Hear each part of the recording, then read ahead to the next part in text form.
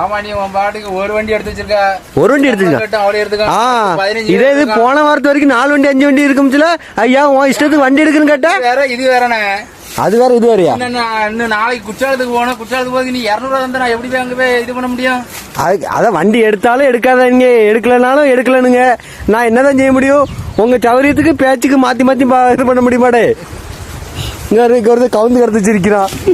இங்க ஒருத்தர் இவன்ல கார் ஓட்ட போற இங்க மாடு மேய்க்க வந்திருக்கானா இன்னைக்கு? என்ன அவ்வளோ எதுக்கு கெடுக்கிறதுக்கு வந்திருக்கானா? 1000 கிடைக்கும். வண்டி ஓட்டினா 300 கிடைக்கும்.